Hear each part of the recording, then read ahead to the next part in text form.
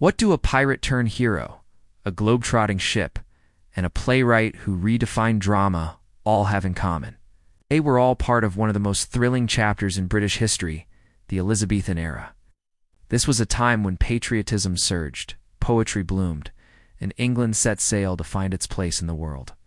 Today, we're diving into the spirit of exploration, poetry, and drama through the story of a legendary ship, the Golden Hind, and the rise of an artistic revolution led by names like William Shakespeare. Stick around because by the end, you'll see why this period is still called the Golden Age. Imagine you're living in England in the 1500s. The world beyond the sea is mostly unknown, incredibly tempting. Spices, gold, and glory lie across the Atlantic.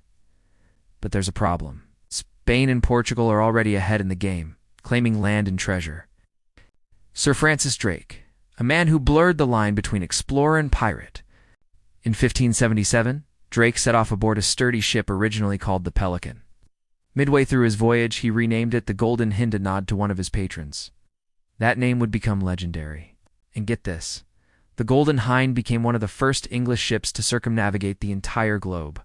That's like driving around the Earth without GPS, with hostile ships on your tail and relying only on the stars to guide you. Drake's journey wasn't just about discovery, it was about challenging Spanish dominance and asserting England's place as a global power. Think of it like the Elizabethan version of SpaceX. Bold, risky, and wildly ambitious. The Golden Hind was their rocket ship, and Drake their Elon Musk, with a sword. Drake's adventures weren't just for show. They sparked something deeper, a hunger for colonization. By the end of Elizabeth I's reign, English settlers were beginning to explore and colonize the eastern coast of North America. It started small but would grow rapidly, especially in the next century. Why did they go? Many were seeking religious freedom. You see, after Elizabeth, the next two kings weren't exactly open-minded when it came to different beliefs. So people left risking their lives for the promise of a fresh start. It's the same drive that fuels immigration today, the hope of something better, the dream of freedom. These early colonies laid the groundwork for what would eventually become the United States. While explorers conquered the seas, another kind of revolution was taking place back home, a revolution of words. The Elizabethan era gave birth to a golden age of poetry and drama, with one name standing tall: William Shakespeare. Shakespeare wasn't just a writer, he was a storyteller who saw the soul of England. His plays reflected everything the people were feeling: love, betrayal, ambition, and the wild thrill of being alive. Romeo and Juliet, Hamlet, Macbeth, these weren't just stories, they were mirrors held up to society. And guess what? Many of these plays were performed at the Globe Theatre, often attended by people from all walks of life, rich or poor, noble or commoner. Imagine watching a play under the open sky, surrounded by people laughing, crying, gasping together. It was Netflix before the internet. Even poetry was booming. Sonnets became the tweets of the time, short, powerful, and packed with emotion. Writers like Edmund Spenser and Christopher Marlowe helped shape a uniquely English voice in literature. All of this, the voyages, the plays, the poems, was wrapped in a growing sense of national pride.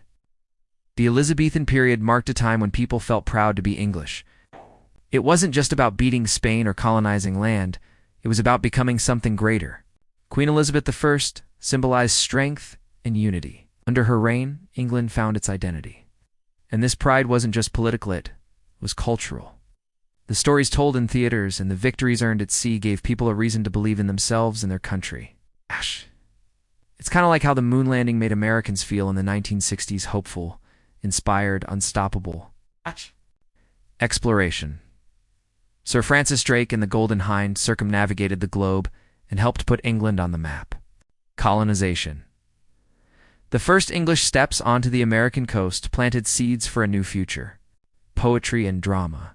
Shakespeare and his fellow artists gave voice to a people finding their identity. Together, these pieces created a rich, vibrant era that still inspires us today. Whether you're a poet, a dreamer, an explorer, or a rebel, the Elizabethan era has something to say to you. Thanks for joining us on this journey through the Golden Age of England. If you enjoyed this dive into history, don't forget to like, subscribe, and hit that bell for more stories that shape the world.